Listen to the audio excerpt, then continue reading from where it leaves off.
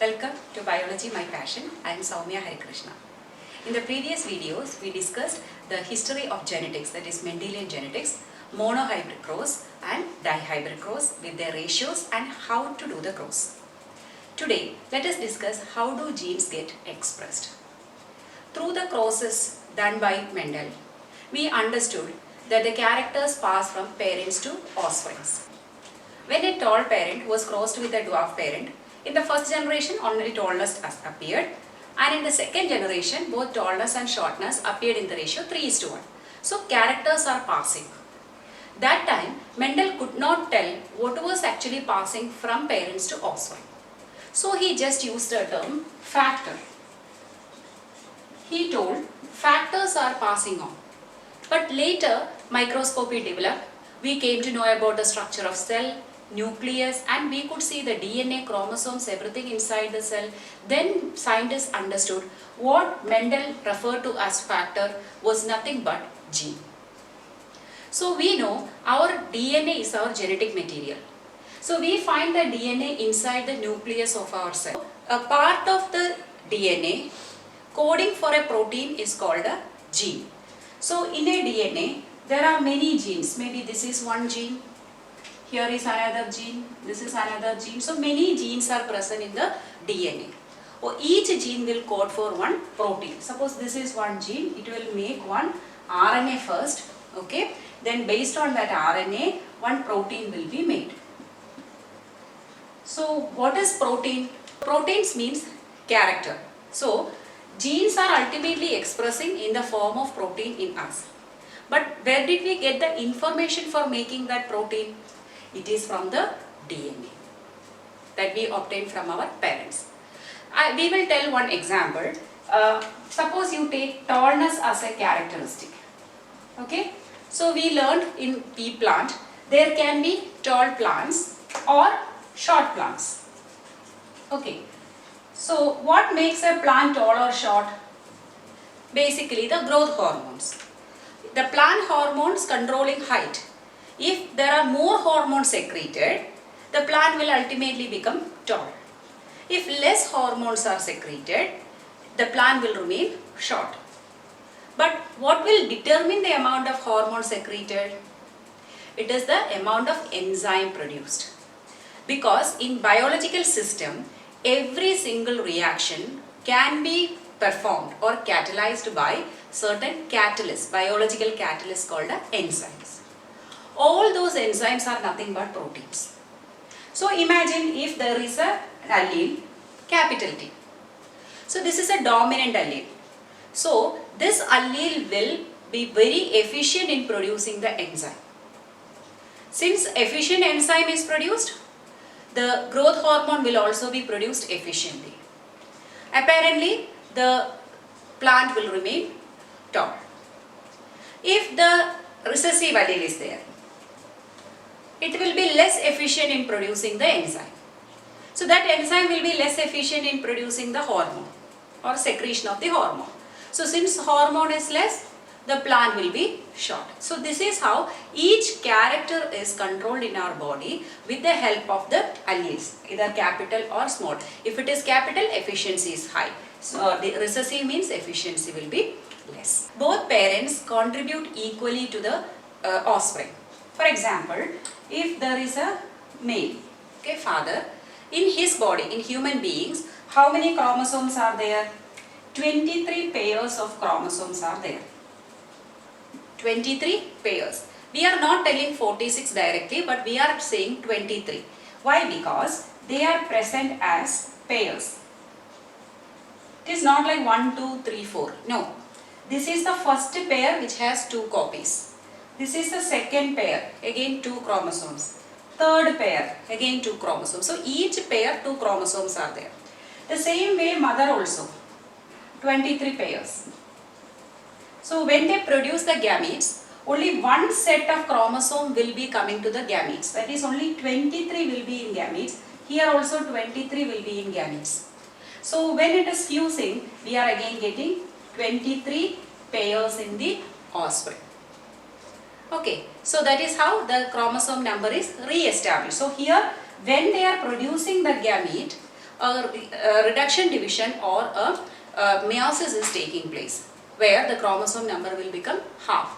Any cell in our body, when they are dividing, it is undergoing a kind of division called a mitosis. For example, if your skin cell, it is getting replaced. So, their mitosis is happening, or you children are growing. So, more cells needed. So, there also mitosis is happening.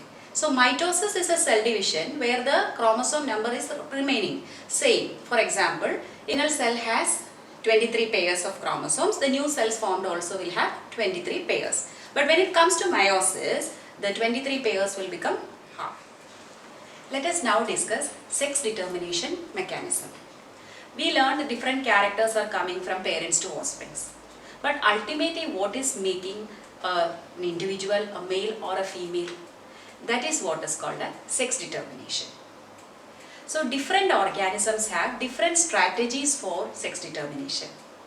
In some organisms it is environmentally influenced, whereas in some organisms like humans it's genetically determined.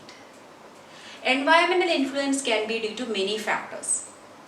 The day length, that means the exposure to sunlight, or the temperature at which the egg is hatching, or the place in where the egg is laid. All these factors can influence the sex of the offspring. For example, in case of some reptiles like crocodiles or alligators, the temperature available during certain period of the embryonic development will determine whether it is going to be a male or a female. But when it comes to snails, it's all the more interesting, because in them it is not fixed. During their lifetime, they can change their sex. So all young ones of snails are invariably males. Then comes a stage in their life where they degenerate the male organ. Then what happens? Later they can either become male or female. If a snail is coming and in contact with a female, it will turn into a male snail. Once the attachment is over, then that will again turn into a female. But when it comes to human beings, it's genetically determined, it's not changing, right? It is genetically determined. So already I mentioned we have 23 pairs of chromosome in each of our cells. Out of these, 22 pairs of chromosomes are same in both males and females, because they are controlling characters other than our sexual characters. So those chromosomes are referred to as autosomes. So autosomes are the chromosomes controlling the characters other than sex, which are similar in both male as well as female. But the last pair of chromosomes is called a sex chromosome. There comes the difference in male and female. In the case of male, there is a long chromosome called X chromosome, and there is a short chromosome called a Y chromosome. So male has a dissimilar pair of sex chromosome, one X and one Y. Whereas females have identical pair of chromosomes, two X chromosomes. Okay, so if 22 pairs of autosomes plus one X and Y, then that is a male. 22 pairs of autosomes plus X and X is a female. But when they are producing gametes, here out of these 22 pairs, only 22 will appear in the gamete. But this can be different. Male can produce either with a 22 plus X. A type of sperm will be 22 plus X. Another type of sperm can be 22 plus Y. Right? So exactly 50% of the sperms produced in male will be having 22 plus X. Exactly next 50% will have 22 plus Y. Whereas in the case of female, she can produce only one type of egg or ovum, that is 22 plus X only, because she doesn't have Y chromosome. So now what is joining with this ovum is determining the sex of the child. So here if X is joining here, then it will be 22 plus 22, 44, that is 22 pairs plus XX, then it is going to be a girl child. If the Y is joining, then what happens? 22 pairs plus XY, then it is going to be a male child.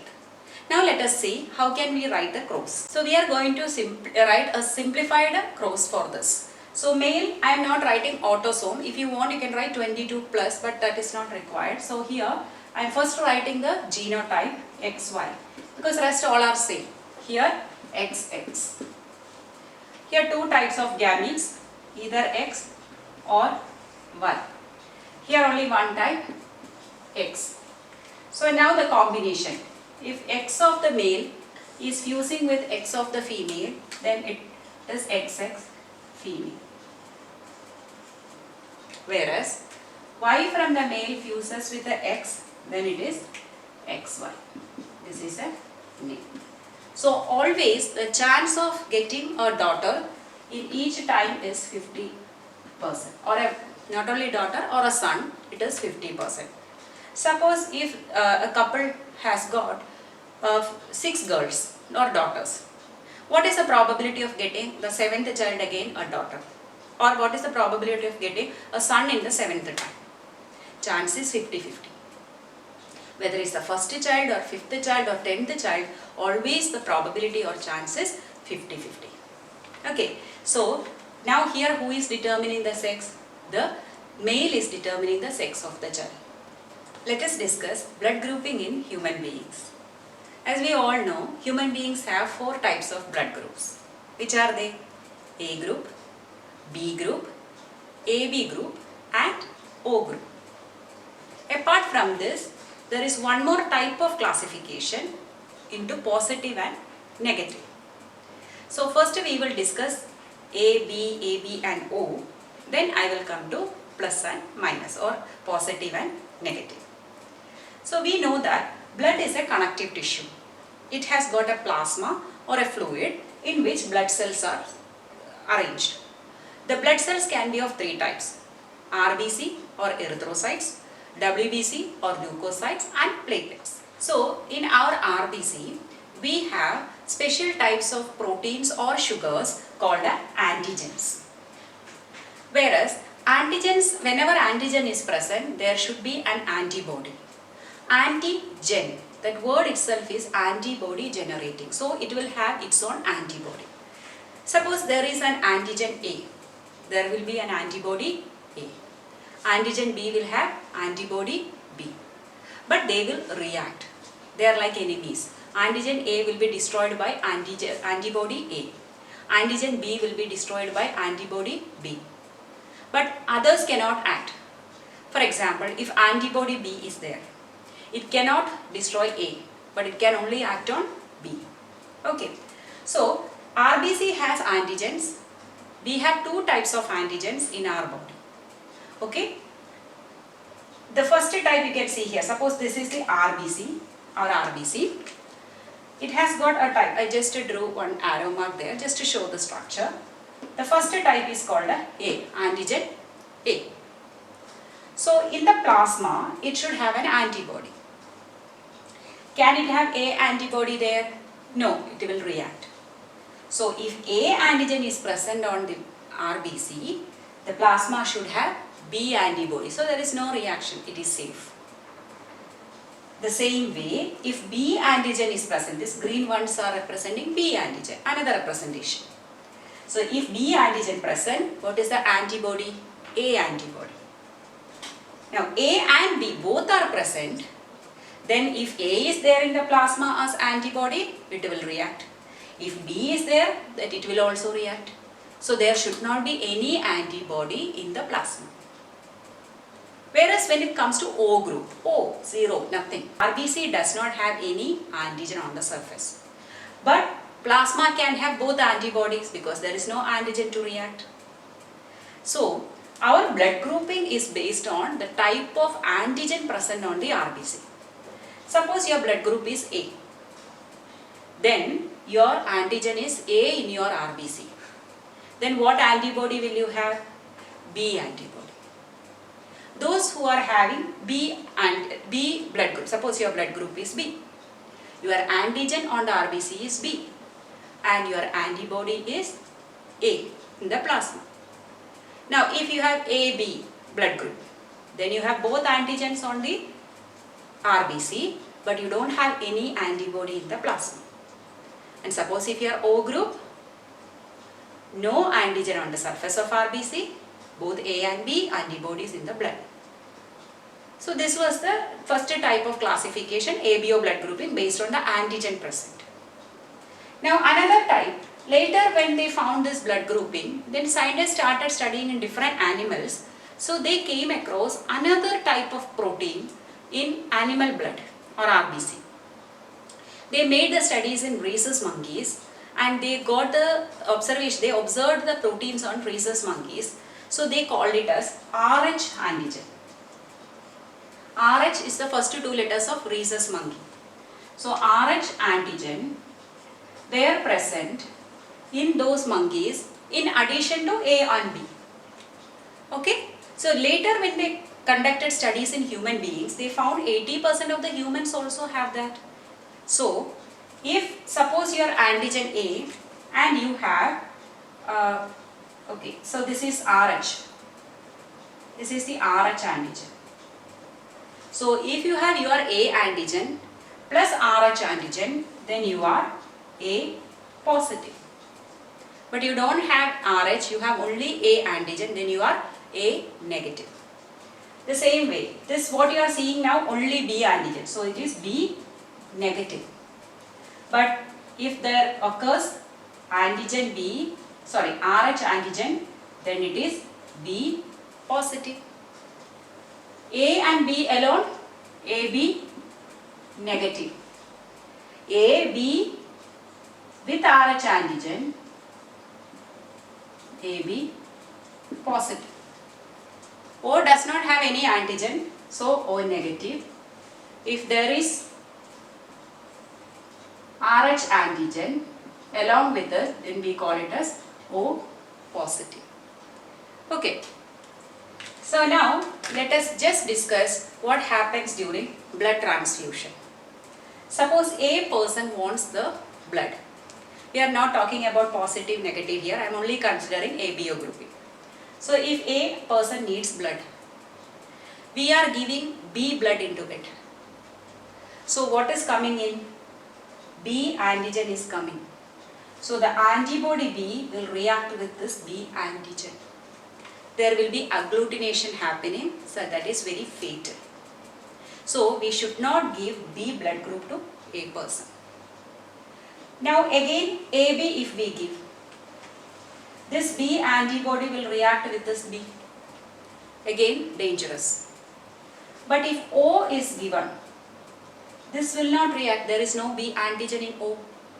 So it is safe. Okay, so we can, or A is given. Again no problem, only A antigen coming but antibody is B, it will not react. So to a person, we can either give A blood group or to O group. Okay, same way if it is in the B group. If I give A, this will react. If I give B, fine. If I give O, fine. But if I give AB, no, because this A and this A will react. So B can be given either B blood group or O blood group. Then AB person, given B, no problem, no antibody. So A can be taken happily, B can be taken happily, O can be taken happily. So AB blood group can receive from everybody, though they can give only to another AB. So they are called a universal recipient. They can take from everyone, though they can give only to the AB blood group. But if you see O group, they cannot take from any. If A is taken, antibody A will react. B is taken, antibody B will react. If AB is taken, both A and B will react. They can take only from O. But they can give to everyone. So they are called universal donor. In Mendelian experiments, we learned about different alleles. Capital T for tall, small t for dwarf. Or capital V for violet, small v for white. But when it comes to blood group, it's not two alleles, but there are three alleles controlling our blood group. They are IA, IB and small I. A blood group person can have IA, IB. If they are identical, we call it as homozygous condition. But this A is dominant over small letter I. So if they have a heterozygous condition, IA small I also, A will be expressed. Like we learned capital T small t, what was expressed? Tall. Capital V small v, violet. So the same way IA small I will also give A group only. The same way B is also another dominant allele. B is also dominant over small I. So IB or IB small I. This is homozygous condition, this is heterozygous condition. AB blood group. IA, IB. They can have only one type, both are there, both dominant. So A and B will express together. O group, small I. This is recessive. Even if one capital comes, it will become that. In the absence of a capital letter, it is expressing O group. So with this, we can find out the blood group in children. Suppose a man is having A blood group. So, and woman has O blood group. Okay. What can be the blood group of their children? So there are two possibilities. This man can have either IA or IA-IO as his genotype. We don't know which one he has. That depends on his parents. Whereas woman can have only small I. So let us take both these cases. Suppose he is homozygous. If we are considering him as homozygous, it can be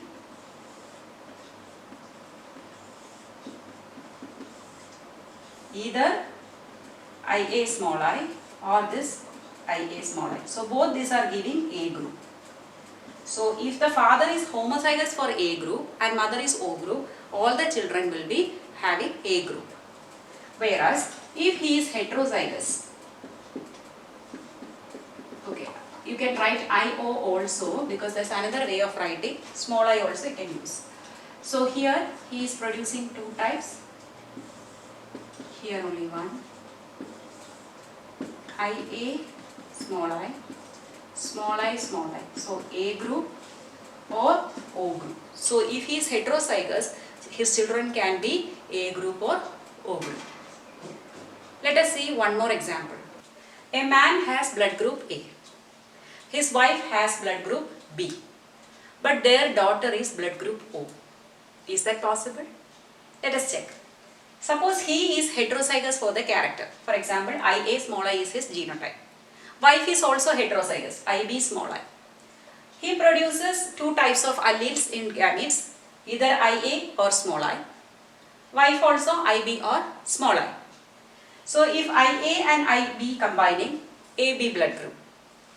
IA and small I, A blood group, because A is dominant over small I. Small I and IB, again B group. B is dominant over small I. Small I and small I, O group. See, when the parents are heterozygous for their characters A and B, then all four types of blood groups are possible. But here it doesn't mean that the first child is AB, then A, then B. It's not like that. It's only probability. So 25% chance is there that the child can be O group. 25% chance of having a child with the AB group. 25% of a child to be O group. Or 25% to be A group. So everywhere 25%. They can have only one child with the O group or two children with both A group. So possibility is always 25%. With this, all the concepts of heredity are over. Hope you understood the concepts well and enjoyed my video. If you like my videos, please like, share and subscribe to my channel, Biology My Passion.